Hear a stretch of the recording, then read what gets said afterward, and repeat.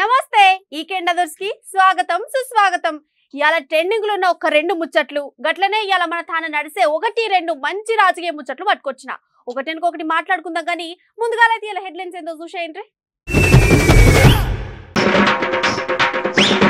అప్పటికప్పుడే మారుతుంది మన తాన వాతావరణం, ఎందుకైనా మంచిది పైలంగుండురి జనం.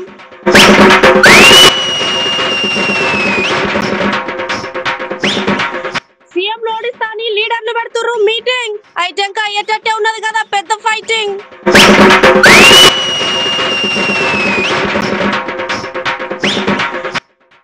మళ్ళా పెరుగుతున్నారు కలిసి చేసేటోళ్ళు, ఎట్లయినా పట్టుకుంటామంటున్నారు పోలీసోళ్ళు.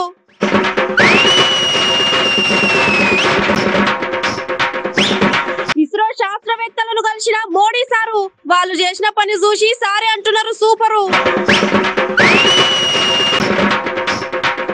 పదవిస్తాడనే ఆలోచనలుండు తాటికొండ రాజయ్య, ఇయ్యకపోతే అయితే ఇంకా మీ పరిస్థితి ఏందయ్యా. మస్తు డిమాండ్ ఉన్నాయంట మట్టి గణేష్ విగ్రహాలు, ఎట్లయినా కొనుడే అని అంటుర్రు భక్తులు. ముందుగాల ఏ ముచ్చటతోని షాల్ చేద్దాం. రైట్, ముందుగాల గీ వార్త చెప్దాం. ఇగో పొద్దుగాల సంధి ఎండ ఏం కొట్టుడు కొట్టిందంటే మామూలుగా కొట్టలేదు, దంచిడిచి పెట్టింది పో. అయితే మధ్యాహ్నం పూట ఇక ఏమైందో ఏమో తెలియదు గాని ఉన్న ఫలంగా ఆతారణం అంతా చల్లబడ్డది. ఇక చిన్నగా చినుకులు చాలా అయిపోయినాయి. మరి ఇప్పుడు గీ ముచ్చట ఎందుకు చెప్తున్నామని మీరు అడిగితే ఇగో నేను ఈ ముచ్చట ఇనుండ్రంట.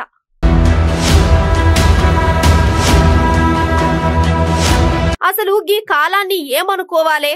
ఎండాకాలమా వానాకాలమా లేకుంటే కొత్తగా ఎండా వానాకాలమా? అసలు ఏం కాలం అనుకోవాలనో సమజైతలేదు. అరే మొన్నటిదాకా తెలంగాణలో ఎక్కడ చూసినా పొట్టు వాన.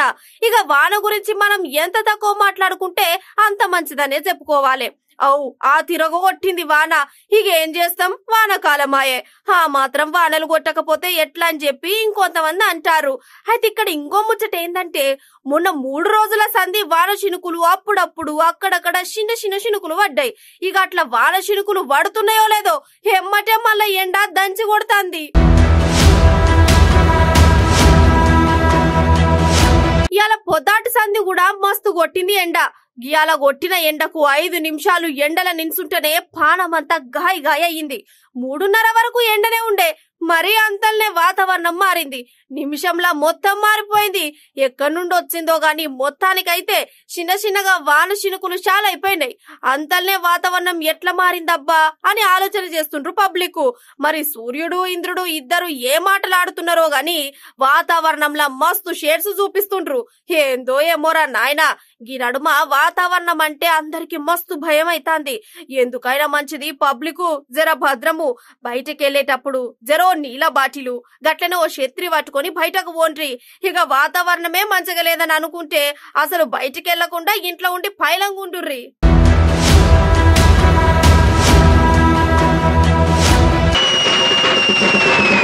అస్సలు ముచ్చటకొస్తే ముందుగాల మీకు ముచ్చట చెప్పాలి. ఇప్పుడు రాజకీయ ముచ్చట ఎన్నున్నా ఎట్లున్నా మనం ఎప్పుడు చెప్పుకుంటాం, బ్రేక్ తర్వాతనే కదా చెప్పుకునేది. అయితే ఇవాళ మాత్రం మనం ఒక రాజకీయ ముచ్చట ముందుగాలనే చెప్పుకోవాలి. ఎన్నికల టైం దగ్గర పడ్డ కొద్దీ లీడర్ల నడుమ రాజకీయ వేడి చాలా ఎక్కువైపోతుందని చెప్పుకోవచ్చు. ఒక పెద్ద లీడర్ ఉన్నాడు, గా సార్ అంటే ఎవ్వలకు పడది.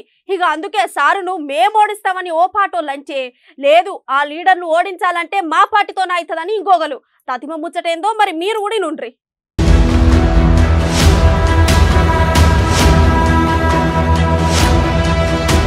రైట్, ఇక ఎన్నికల టైం దగ్గర పడ్డ కొద్ది లీడర్ల నడుమ రాజకీయ వేడి చాలా ఎక్కువ అవుతుందని చెప్పుకోవచ్చు. ఇక ఒక పెద్ద లీడర్ ఉన్నాడు, గా లీడర్ పేరు ఏంటంటే సీఎం కేసీఆర్ సారు. ఇక సార్ను ఎట్లయినా ఓడిస్తామని చెప్పేసి ఒక పార్టీ కాకపోతే ఇంకో పార్టీ అంటేనే ఉన్నారు. ఇటు దిక్కు చూసుకుంటే చేతి గుర్తు పాటైనా, మరి అటు దిక్కు చూసుకుంటే కమలం పువ్వు అయినా, ఏ పార్టీ వాళ్ళైనా కథం అరే పోటీ పడి మరి నేనే ఓడిపిస్తా అని చెప్పేసి అంటుండ్రు. ఇక మరి ఎవరు ఓడిపిస్తారో ఏం కథనం ఇక ఐటంక ముచ్చట. కానీ మొదగాలైతే ఒక పార్టీలోకి వెళ్ళి పెద్ద సార్ మాట్లాడుతాడు. గా సార్ మాటలు టిఆర్ఎస్ పార్టీ నాటి టిఆర్ఎస్ పార్టీ తయారీలోనే పుచ్చుకున్న ఎక్కడ ఎమ్మెల్యేలు టికెట్ కావాలని భయంతో బీజేపీతో పోతారు. రాజేంద్ర గారితో ఎంతమంది సంబంధాలు లేవు, వాళ్ళు పోకుండా ఉండడానికి మీకు అందరి టికెట్ ఇస్తామని చెప్పి ఆనందం చేసుకుంటారు తప్ప అదేదో భరోసాతో కాదు. నెంబర్ 1. నెంబర్ 2 ఏంటంటే ఇవాళ వాళ్ళందరినీ గ్రామాలకు పంపించి కాన్సెప్ట్ పంపించి ఇతర పార్టీల నాయకులను పరిచయం చేయండి, సంఘాల నాయకులను ప్రజలు చెప్పి పంపుతా ఉన్నాడు. ఇవి భయంతో చేసిన పని ఒకటి. రెండవది మీరు చూడండి, అంటే ఎంత అహంకారం అంటే ఆ పార్టీకి తెలుసు. మనం ఒప్పుకోకపోయినా ఇది కులాల సమాహారం. అనేక కులాలు అనేక వర్గాలు ఉంటాయి. తెలుగుగా ఏ కులం వాళ్ళైనా ఏ వర్గం వాళ్ళైనా మా ప్రభుత్వం నా భాగస్వామ్యం ఉందనే భావన ఉండాలి. ప్రజాస్వామ్యం నిజమైన అధికారం అగ్రన్నది అనగాన వర్గాలు అని చెప్పి భావించడమే కాదు, చెప్పడమే కాదు, మాటలు ఆచరించి చూపిన పార్టీ బీజేపీ. 12 మంది దళిత మంత్రులు ఉన్నారు, 8 మంది గిరిజన మంత్రులు ఉన్నారు, 5 మంది మైనారిటీ మంత్రులు ఉన్నారు. అట్లా ఇక్కడ 52% ఉన్న బీసీలు అవో రైట్ కదన్నట్టు అసలు ముచ్చట. ఇక కథం ఇక ఇప్పుడు నడుస్తున్న రోజులలో ఈ తెలంగాణలో చూసుకుంటే సీఎం కేసీఆర్ సార్ను నేను ఓడిస్తా అని పక్క పార్టీలు వాళ్ళు వీళ్ళు అంటున్నారు. కానీ ఇక ఇది ఎవరితోని కాని పని. ఇగో సీఎం కేసీఆర్ సారు ఏసుంటాడు, ఏం కథ, ఏ టైంలో ఎట్లుంటాడు అని మొత్తం ముచ్చట నాకేరుక అని చెప్పేసి ఇగో ఈటల రాజేందర్ సార్ అంటున్నాడు. కంతకు ఇది కూడా వాస్తవం అని చెప్పుకోవాలి. ఎందుకంటే ఒకప్పుడు సార్ కూడా పక్క పార్టీలనే పనిచేసింది కదా. అదే నువ్వు టీఆర్ఎస్ పార్టీలో పనిచేసింది కదా ఈటల రాజేందర్ సారు. అందుకే ఇక సార్ను ఓడియాలంటే ఇక మా బీజేపీ పార్టీతోనే అవుతుందని చెప్పేసి గట్టిగా మాట్లాడుతున్నాడు ఈటల రాజేందర్ సారు.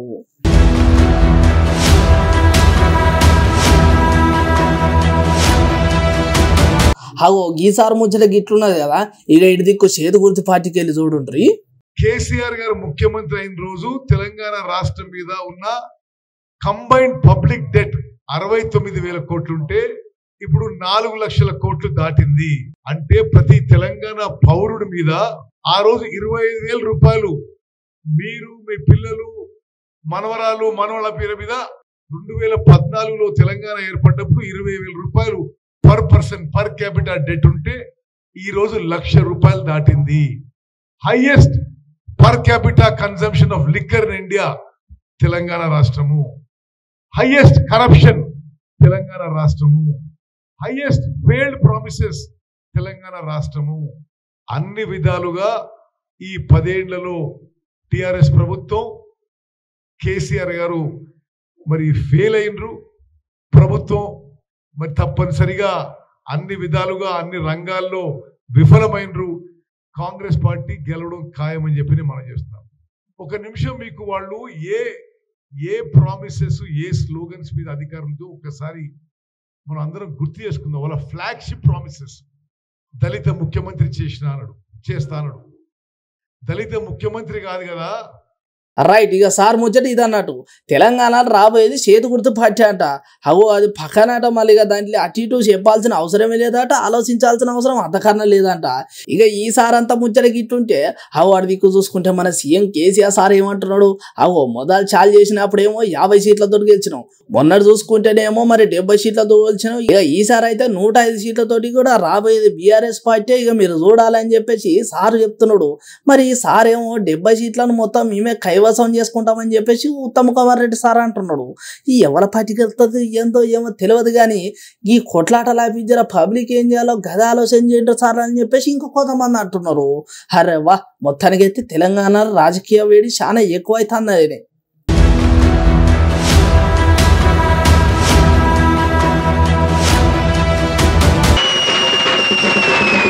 జరసేపు ఆగుండ్రి, నేను ఇప్పుడు వార్త చెప్తా. దేని గురించి అంటే కల్తీ గురించి. మళ్ళెండ్లైందిరో ఈ కల్తీ అని పరేషాన్ కాకుండ్రి. ఉన్న ముచ్చట ఏందనేది కూడా వివరంగానే చెప్తా మీనుండ్రి. తాగే నీళ్ళ కాంచి షాల్ చేస్తే తినే తిండి దాకా గిట్లా అన్ని కల్తీ చేస్తే ఇక మనుషులు ఏం దాగి బతకాలి, ఏం తిని ఉండాలి? ఆయన కల్తీ చేసేది ఒకరో ఇద్దరో అంటే చెప్పొచ్చు, కానీ ఇప్పుడు కల్తీ చేసేటోళ్ళు చాలా మంది అయిపోయారు. పో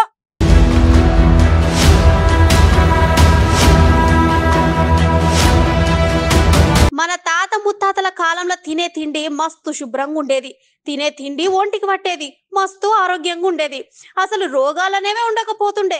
కానీ ఇప్పుడు ఎక్కడ చూసినా కాలుష్యమే. ఇక పట్నంలో అయితే రోడ్లు కాలుష్యమే, నీళ్లు కాలుష్యమే, పీల్చుకునే గాలి కూడా కాలుష్యమే. ఆఖరికి ఇప్పుడు తినే తిండిని కూడా కాలుష్యంతో తయారు చేస్తున్నారు కొంతమంది మాయగాళ్ళు.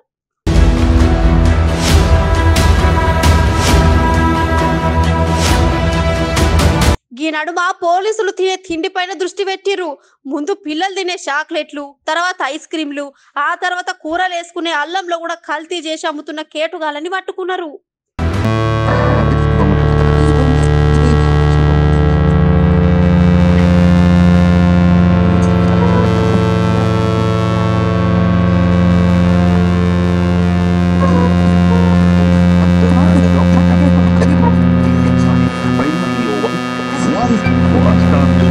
చెప్పుకోవాల్సిన ఇంకో ముచ్చట ఏందంటే ఈ కల్తీల ఫస్ట్ ర్యాంకు మన తెలంగాణదే అంట. ఏందో ఏమో అసలే రోజులు బాలేవంటే ఈ కల్తీగాలకి ఇదేం సంబరమేమో కానీ తినే తిండిలో కూడా కల్తీ చేసి చంపుతారు. అయితే ఈ కల్తీలు జరగనీకి వెనకాల ఎవరైనా రాజకీయ నేతలు ఉన్నారా అని కొంతమంది ముచ్చటిన నెటిజన్లు అంటున్నారు. ఎవరు అనుమతి లేకుండా అంత ధైర్యంగా అన్ని కల్తీలు ఎట్లా తయారు చేస్తారని అడుగుతున్నారు నెటిజన్లు. ఏది ఏమైనా కానీ జర తినే తిండిలో కల్తీనే ఆగిపోయేలా చేయండి అంటున్నారు జనాలు.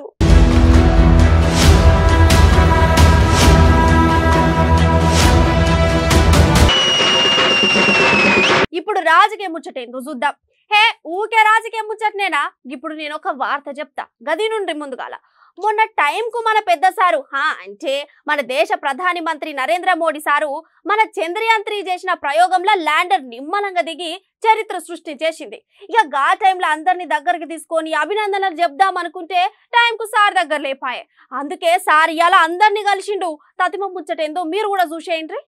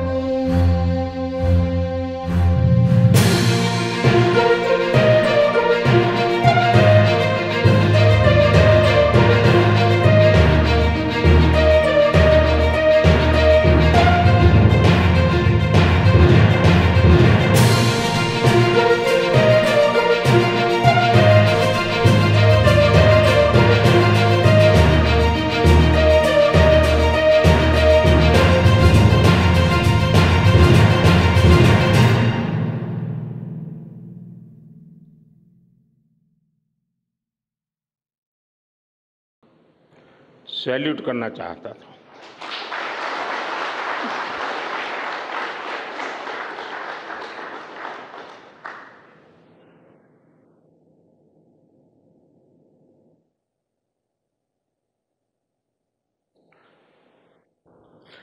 सैल्यूट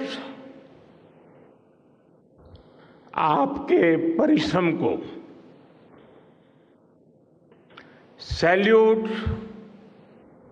आपके धैर्य को,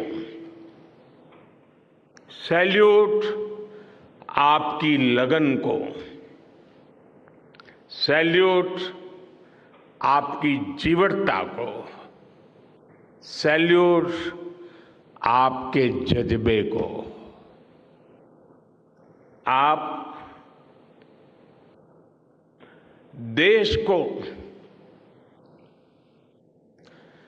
जिस ऊंचाई पर लेकर गए हैं,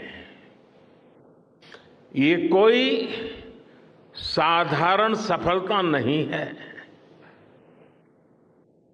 ये अनंत अंतरिक्ष में भारत के वैज्ञानिक सामर्थ्य का शंखनाद है।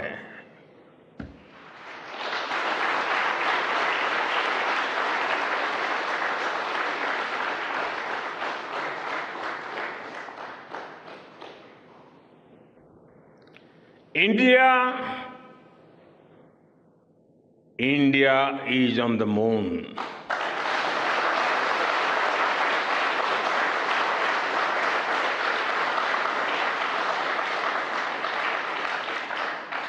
We have our national pride placed on the moon.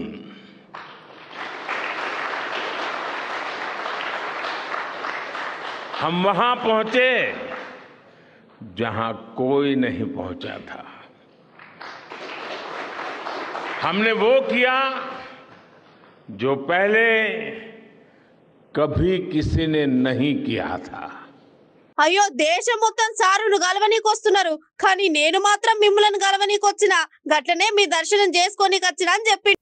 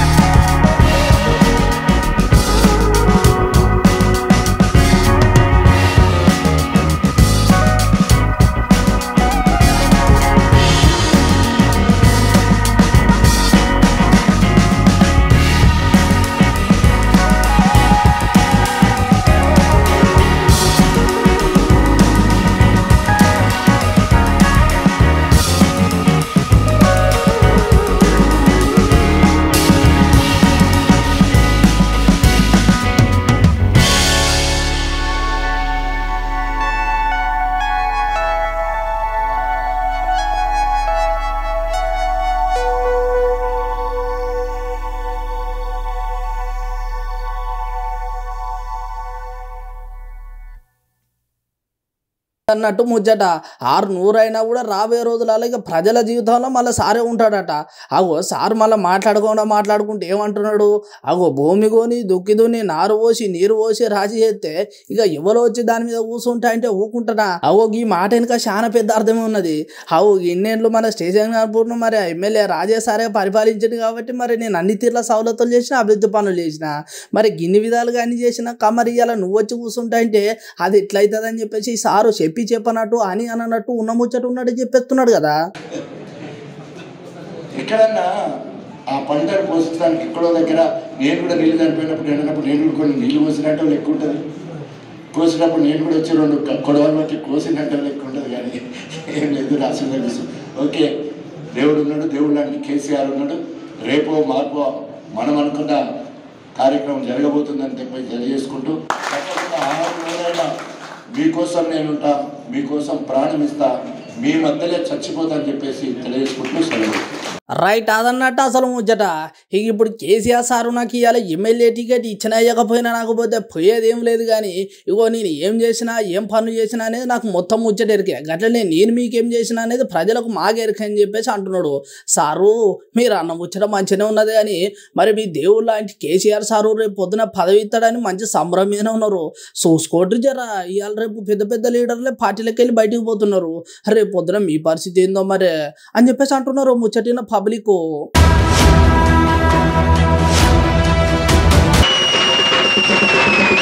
అరే చూస్తుంటే టైం తెలుస్తనే లేదు.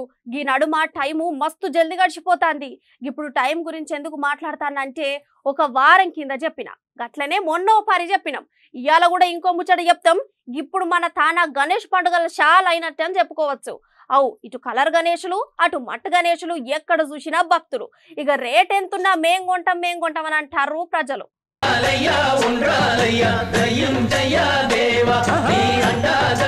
మన తాన గణేశుని పండుగ అంటే పెద్ద జాతర అని చెప్పుకోవచ్చు. తెలంగాణలో బతుకమ్మ పండుగ, ఐటంక బోనాల జాతర, ఇప్పుడు గణేశుని పండుగ మన తెలంగాణలో మస్తు నడుస్తాయి. ఇక వాళ్ళ పండుగ అంటే చిన్న పండుగ కూడా కాదు, పెద్ద ఎత్తున ఓ జాతర అవుతుంది అనే చెప్పుకోవచ్చు. ఇక ఎప్పటి లెక్కనే మన తాన ఇంకో నెల తర్వాత గణేశుని పండుగ సురువు కాబోతున్నాయని చెప్పొచ్చు. ఇక పండుగ అంటే విగ్రహాలు, ఇప్పుడు మన గణేశుని విగ్రహాలు కూడా ఎక్కువ శాతం మట్టి విగ్రహాలే తయారు చేస్తున్నారంట. అంటే పోయినాడు కానీ ఇప్పుడు మట్టి గణేశుని విగ్రహాలు ఎక్కువనే కనబడతాయి అన్నట్టు.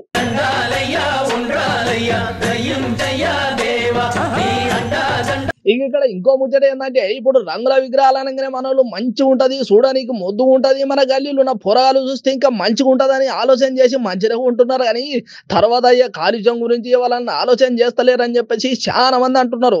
ఇక మంచో చూడో మట్టి వినాయకుని తయారు చేసుకొని మంచిగా పండుగ చేస్తే ఇటు నీళ్లు ఖరాబు కావు, అటు గాలి ఖరాబు కాదు, మొత్తానికి కాలుష్యం తక్కువ చేసిన వాళ్ళం అవుతాం.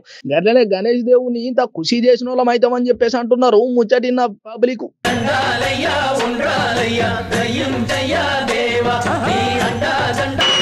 ఇక టైం అయిపోయింది. ఇయాటి వార్తలు అయితే గివే. రేపటి వార్తలల్లా మళ్ళా కలుద్దాం. అంతవరకు చూస్తూనే ఉంటుండ్రి మన అమ్మ న్యూస్. నమస్తే.